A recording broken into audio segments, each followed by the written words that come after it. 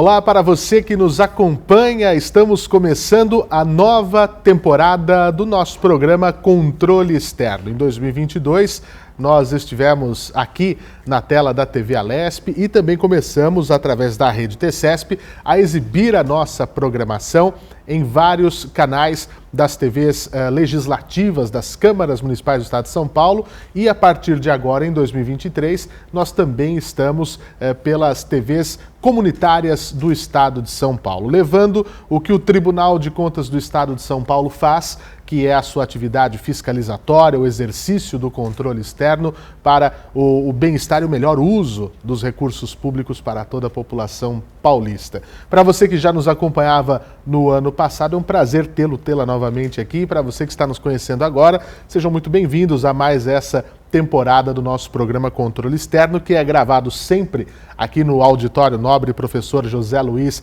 de Anhaia Melo, sede do Tribunal de Contas do Estado de São Paulo, na capital paulista. A transmissão, como eu já disse, por esses canais e também em todas as redes sociais do Tribunal de Contas do Estado de São Paulo, em nosso canal no YouTube, que eu peço que você se inscreva, que você conheça, porque tem muitos outros conteúdos sobre o dia a dia da Corte de Contas Paulista e também nas principais plataformas de podcast. E devo lembrar que em 2022 o podcast do Tribunal de Contas do Estado de São Paulo ficou entre os mais ouvidos na categoria Governo, né? O programa de hoje, nós estamos abrindo essa temporada recebendo a presença muito especial do presidente do Tribunal de Contas do Estado de São Paulo, conselheiro Sidney Beraldo. Conselheiro, é um prazer tê-lo aqui, seja muito bem-vindo novamente ao nosso programa. É uma alegria, mais uma vez, estarmos aqui para conversarmos um pouco sobre controle externo. Pois é, temos muita coisa para falar no nosso programa de hoje, mas antes, óbvio, eu vou apresentar o nosso convidado. O conselheiro Sidney Beraldo é formado em Ciências Biológicas, Administração de Empresas e pós-graduado em Gestão Empresarial. Acertei, doutor? Perfeitamente. Muito bem. Tem uma vida pública gigantesca. Começou como vereador em 1977 na cidade de São João da Boa Vista, sua cidade natal, onde também foi prefeito no ano de 1983, ou seja, foi vereador e na sequência já eleito prefeito de São João. Em 94 elegeu-se deputado estadual, foi reeleito em 98, em 2002 e em 2006. Nesse período, entre 2003 e 2005, chegou à presidência da Assembleia Legislativa do Estado de São Paulo. Em 2007, assumiu a Secretaria de Gestão Pública do Estado. Depois, em 2011, tornou-se secretário-chefe da Casa Civil do Governo do Estado de São Paulo. Tomou posse aqui, na Corte de Contas Paulista, no dia 18 de dezembro de 2012, após ter o seu nome aprovado no plenário da Assembleia Paulista. Foi presidente do Tribunal de Contas em 2017 e agora, novamente, em 2023, a sua segunda presidência aqui nesse momento, não é, doutor Sidney? E eu já começo esse nosso programa perguntando justamente sobre isso, né?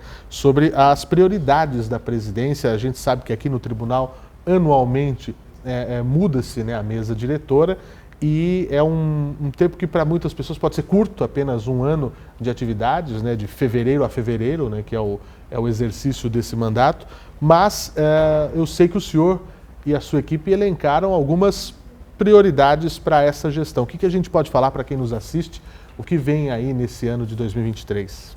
É importante dizer que nós temos um planejamento estratégico aqui, muito bem discutido e tal, que ele tem um período de 5 anos de validade. Nós estamos no segundo ano e todas aquelas ações, aqueles programas, não é, serão trabalhados para que a gente tenha realmente a execução desse programa.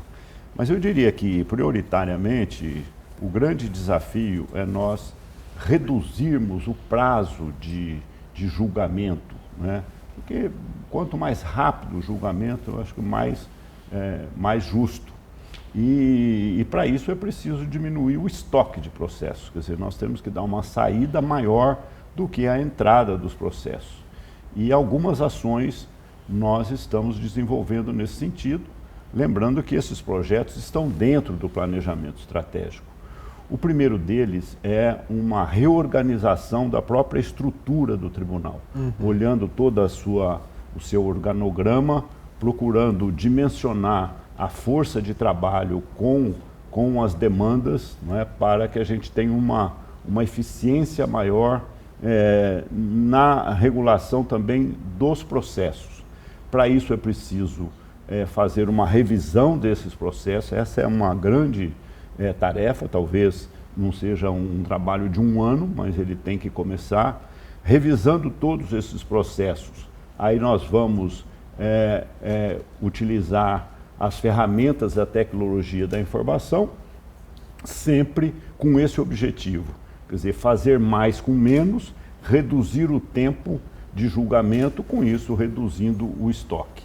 Para isso também é necessário um treinamento e qualificação dos nossos servidores para o desenvolvimento destas tarefas, que também nós estamos empenhados. Então, do ponto de vista, eu diria, de olhar para dentro do tribunal para verificarmos todas as ações que devemos discutir e implementar para que a gente tenha esse objetivo, julgar num prazo menor, beneficiando isso não só a sociedade, mas também o jurisdicionado, não é, que vê as suas ações, os seus processos sendo avaliado de forma mais célere por parte do tribunal. São duas palavras que o senhor acabou usando aqui, presidente, que eu acho fundamentais para nós, para os jurisdicionados e para o setor privado também: planejamento e eficiência.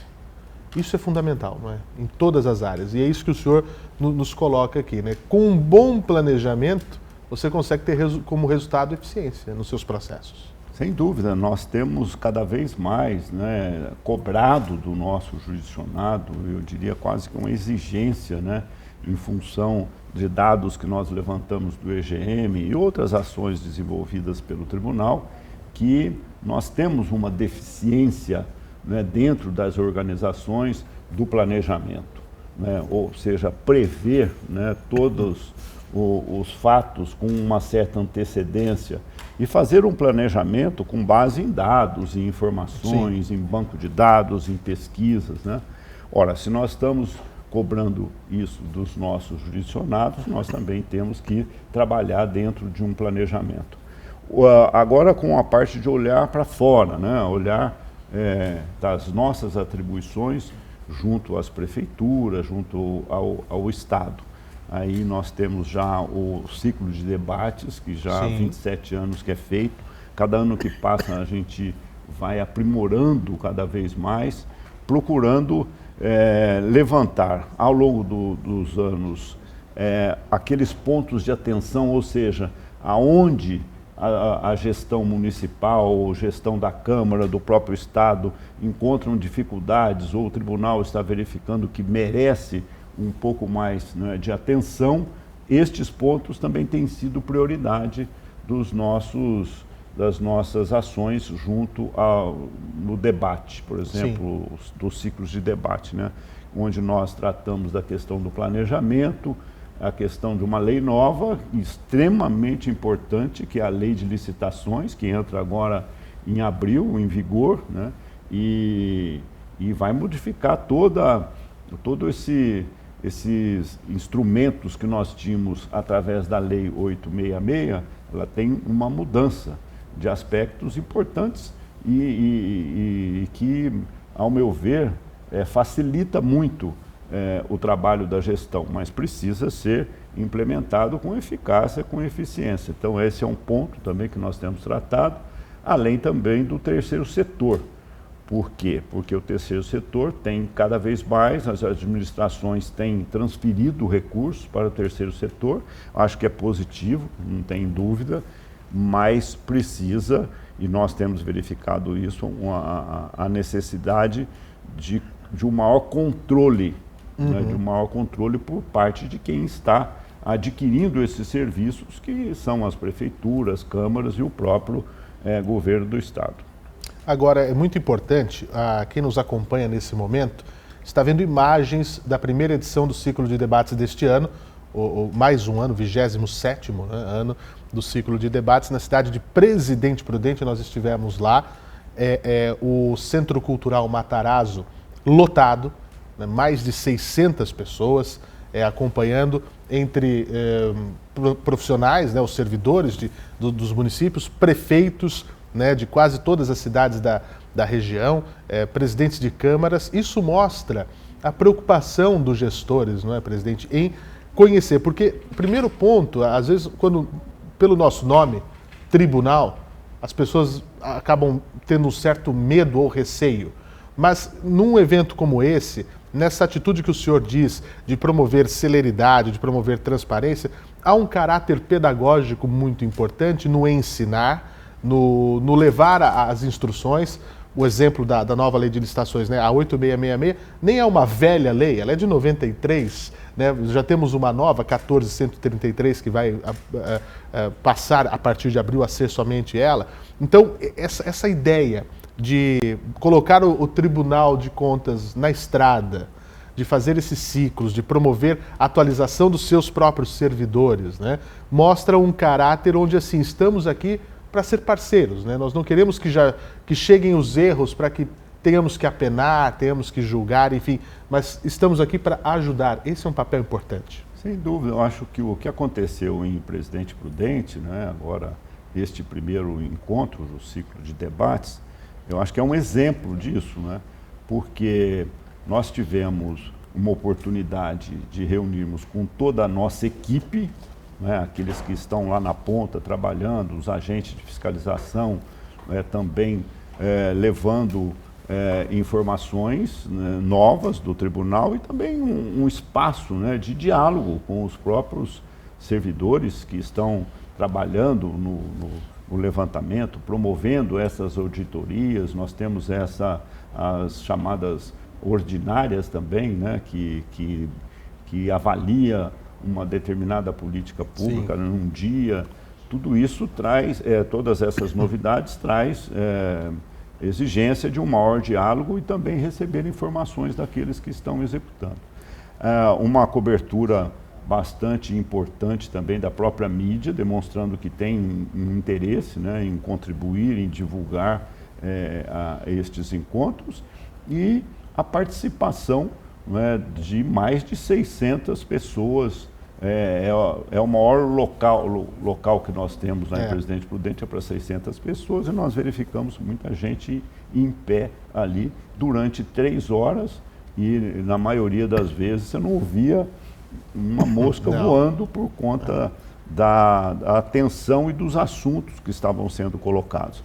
Eu acho que isso fica muito claro também, é uma demonstração de que há interesse, né, por parte dos prefeitos. Nós tivemos 49 prefeitos lá presentes, interesse de vereadores, levando os seus auxiliares, os seus assessores, os seus técnicos, voltados para essas áreas que nós tratamos lá, e durante 3 horas, né, onde tivemos um diálogo muito importante. Eu acho que esse é um exemplo de um caminho, de um trabalho do tribunal, de ser, né, um cão-guia, como eu tenho dito, não só o cão de caça, e um cão-guia, trabalhar ao lado, né, dos nossos gestores públicos, porque o objetivo é o mesmo, é um só, é fazer com que o recurso público seja bem aplicado e beneficie a população através de políticas públicas eficazes, eficientes e efetivas. Agora fica já o convite para o gestor que nos assiste. A segunda rodada do ciclo de debates acontece em São José do Rio Preto, também outra belíssima cidade do nosso estado de São Paulo, né, no mês de abril. Portanto, fica o convite para acompanhar também. Acho que uma coisa importante, sim, desculpa até a interrupção, é essa disposição também do tribunal ir até essas regiões, né? Porque nós sabemos a dificuldade de deslocamento de todos esses servidores. Você imagina, para uma reunião de Presidente Prudente, trazer para São Paulo 600 e tantas pessoas. Quer dizer, isso tem um custo. Então é mais fácil o tribunal ir até lá, né? Como iremos em mais 9 regiões aí, e queremos chegar antes mesmo do final do ano, reunindo com todo o estado. Pois é, sobretudo nesse momento, né, pós-pandemia, né? O ano passado nós já conseguimos fazer o ciclo presencial novamente, encontrar, poder cumprimentar, poder falar, né, diretamente aos olhos das pessoas, eu acho que tem um peso muito maior. Eu em Presidente Prudente, observei o senhor quando saiu da mesa para os técnicos acompanhar, o senhor no meio da plateia, ali, né? Acompanhando como eles estavam observando, né? Acho que isso é muito bacana, as pessoas anotando, né, tomando nota dos ensinamentos, daquilo que os técnicos do tribunal estavam passando, isso é fundamental. Agora, o próximo nos vemos em São José do Rio Preto. Mas o senhor dizia sobre essa questão de ser o cão-guia, né, e não o cão de caça, eu acho muito importante. E com tanta coisa hoje, né, doutor, tecnologia, a oferta de cursos para que os técnicos possam aprender, que os gestores possam aprender, o tribunal aberto, não há desculpa para os gestores públicos em não melhorar os índices de suas cidades. Eu gostaria de falar sobre um assunto que o senhor falou ano passado aqui, que é o IEGM, sobre essa importância de nós medirmos a efetividade dos municípios em vários eixos. É uma coisa completamente abrangente e que agora o tribunal vai passar a reprovar contas, o senhor me corrija se estiver dando uma informação equivocada, porque não tem justificativa para o prefeito ficar tantos anos e não conseguir avançar nas políticas públicas. É mais ou menos isso? Sim. Qual que é o objetivo do IEGM? Que é um conjunto de indicadores, né? Nós temos lá 300 quesitos que avalia vários setores, educação, 300? Saúde, 300 quesitos. Puxa vida. Nem todos são pontuados, sim, né? Sim. Mas muitos deles é importante que sejam declarados, porque ele acaba formando um banco de dados, um banco de informações, para que o tribunal possa também planejar as suas auditorias. Em várias dimensões, e o objetivo principal é exatamente avaliar a qualidade do gasto e também avaliar a efetividade das políticas públicas, porque muitas vezes não adianta você gastar os 25% da educação, né? Temos que observar se o IDEB está melhorando, se o Saresp está melhorando, se o resultado, né, do ensino... Não é só o dinheiro propriamente dito. Não, até porque, interessante, nós fizemos um levantamento e nós verificamos que muitas vezes, aliás, na maioria das vezes, o recurso não está vinculado ao resultado. Nós temos municípios que gastam quase o dobro da média do Estado e que não tem um bom resultado. E municípios que investem menos, né, não diria gasto, eu diria investe menos, tem um bom resultado.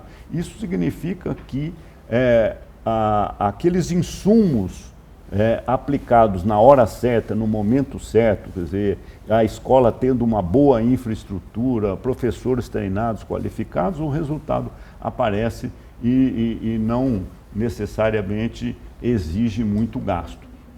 Nestes levantamentos que nós fizemos dentro do IGM, por isso que nós priorizamos a questão do planejamento, né? Porque o planejamento é uma peça-chave. Se você tiver um bom planejamento, as outras dimensões vão melhorar, né? E é interessante porque nessa lei de licitações que nós temos agora, ela trata desse assunto em vários pontos. Para se fazer um edital no final do ano para aquisição de uma merenda ou lixo, essas coisas que são planejadas, né, antecipadamente, você já sabe que vai acontecer, ela está exigindo que você faça uma previsão orçamentária antecipada. No caso do planejamento, isso é tão importante que nós publicamos, inclusive, dentro desse papel que você disse, pedagógico do tribunal, publicamos um manual, né, elencando todas as fases que deve seguir um bom planejamento e até para facilitar para o nosso jurisdicionado, fizemos um resumo desse manual e entregamos pessoalmente lá para todos os prefeitos que participaram da reunião. É só seguir aquele manual que a gente sabe que vai melhorar muito o trabalho de planejamento e repercutir nas outras dimensões de políticas públicas. E esse manual personalizado, né, presidente? Porque tinha os dados da cidade do...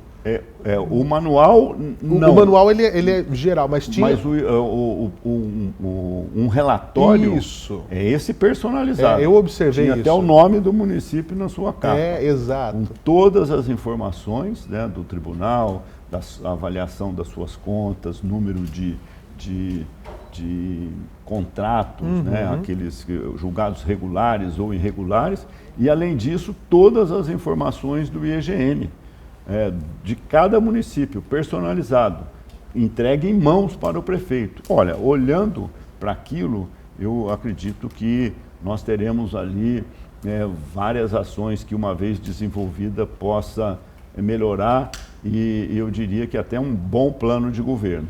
Pois é, de fato. E eu vejo orientações, isso, pelo menos. Sim, né? sim. Eu vejo isso, presidente. Eu gosto muito de fazer analogias para que quem nos acompanha, quem nos assiste, possa entender, às vezes, de uma maneira ainda mais clara. Um relatório como esse, um manual, mais um relatório, eu vi esse material que ficou muito bem produzido, e os prefeitos desesperados para ter acesso, né? O que mostra o interesse também. É como nós que estamos aqui assistindo, que quem não conhece esse universo, é como se fosse, você está aqui, bem, mas está sentindo uma dor, está sentindo alguma coisa, e vai fazer um exame de imagem.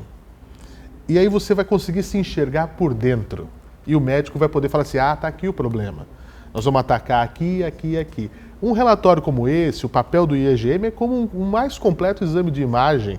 É um tomógrafo, que o tribunal faz dos municípios. Passa o município num tomógrafo, fatia ali célula a célula e consegue atacar os problemas pontualmente. O senhor concorda? Concordo plenamente. É um diagnóstico, né, que é feito, um levantamento. E os indicadores é como você vai lá fazer os seus exames de sangue, aí tem lá o resultado e aqui tem, olha, se ficar entre esse e aquele, tá bom ou tá ruim. Isso. É o nosso indicador, porque nós temos, inclusive, avaliações, uma pontuação e depois essas avaliações por faixa, que ele pode ser o A, o B+, o B, o C+, ou o C, que são selecionados em grupo, né? Dependendo do seu resultado e da sua nota, pode ter uma classificação que varia entre boa ou ruim. O que a gente quer ver esses indicadores bem, os gestores preparados, os técnicos mais preparados ainda, porque isso reflete o quê? No dia a dia de cada cidadão, na saúde, na educação, na segurança, no meio ambiente, nós que vivemos agora um momento tão importante de olhar para o sustentável, etc. Então, é sobre isso que nós estamos falando aqui, é sobre isso que o tribunal vem também colocando como excelência. O nosso tempo é muito curto, presidente. Eu queria também abrir uma questão para falar um pouco sobre o tribunal de modo institucional. Nós temos um novo governo no estado de São Paulo, né? E falar sobre essa questão, as relações institucionais do tribunal com o novo governo, né? Nós tivemos uma sequência ao longo dos anos, uma mudança, uma alternância agora, e sempre o foco é esse, né? Diálogo, a abertura, como eu acabei de dizer, em prol do povo paulista, né? Sim, acho que a relação institucional ela tem que ser permanente, né? E nesse ponto nós temos procurado cumprir aí o nosso papel. Toda vez que tem uma troca de governo também, nós procuramos encaminhar os relatórios, recomendações, né, que já tinham sido elaboradas em contas anteriores. Esse ano tivemos até um avanço, porque nós fomos convidados a participar da transição, né, da transição entre um governo e outro, e já foi possível, né, através dessa participação, levar informações. E, além disso, nós temos verificado, talvez seja até uma orientação do próprio governador, os secretários, na sua maioria, têm visitado o tribunal. É verdade. Né? Nós temos procurado, através desses encontros e dos diálogos, levantar questões, pontos de atenção que já tinham sido avaliados em outros momentos, e o governo tem se demonstrado assim, muito atento e muito aberto nesse sentido. Uma última pergunta, por questão do nosso tempo, eu vou para uma seara mais pessoal. Segunda presidência, né, passados 10 anos da assunção do senhor como um dos 7 conselheiros aqui do Tribunal de Contas, que olhar que o senhor faz passando em revista esses 10 anos? Muito avanço tecnológico, avanço pelas cidades mesmo, as coisas mudaram bastante. e a importância do tribunal cada vez maior? Como é que o senhor analisa os 10 anos passados aqui? Eu tenho uma experiência grande na área pública, né? Que, como você disse, eu já fui prefeito e deputado e secretário, e eu posso dizer com toda certeza que nós estamos num processo aqui no tribunal de mudanças muito positivas, né?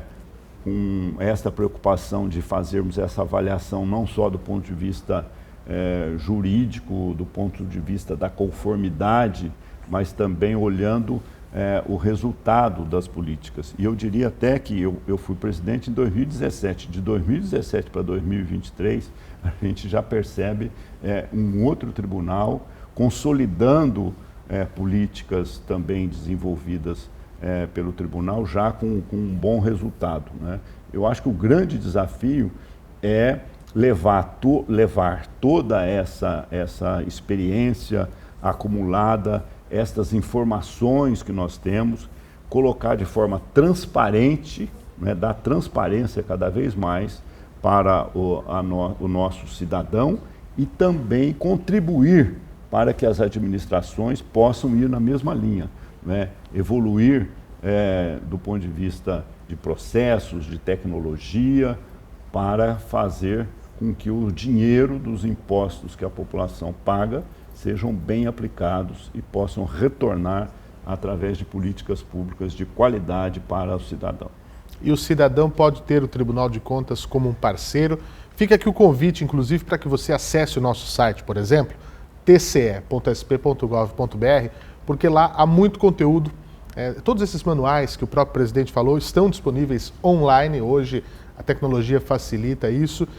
Temos aplicativos, uma série de coisas interessantes, como os painéis que o tribunal mantém, onde são dados atualizados. Isso o cidadão tem que ter um interesse em descobrir, em entender quanto custa a sua Câmara Municipal, no painel das câmaras, e tem outros, temos um recente que é o de concessões rodoviárias e muitas outras coisas que virão. Fica o convite, né? Obras paradas, esse daí é sempre motivo de reportagens, que faz com que os governos comecem a correr e entregar aquilo que precisa para que a população tenha o seu imposto revertido em serviço, em bem-estar para toda a comunidade.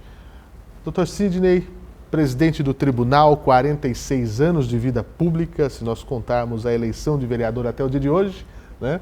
É uma vida dedicada aos outros, aos cidadãos, né? Em todos os cargos que o senhor esteve. Desejo muitas felicidades ao longo desse ano, ao longo dessa jornada como presidente, e sempre estaremos aqui para levar assuntos de interesse da população, assuntos de interesse do povo paulista, pela tela da televisão, pela internet também. Muito obrigado, Dr. Sidney.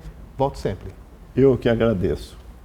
E nós voltamos daqui 2 semanas. Nosso programa passa inédito a cada 15 dias aqui na TV Alesp. E, claro, no canal no YouTube do Tribunal de Contas do Estado de São Paulo, você confere toda a nossa temporada passada e essa que está começando, além de conteúdos exclusivos e novos, atualizados quase diariamente. Muito obrigado pelo carinho da sua audiência, pela companhia até aqui. Até a próxima.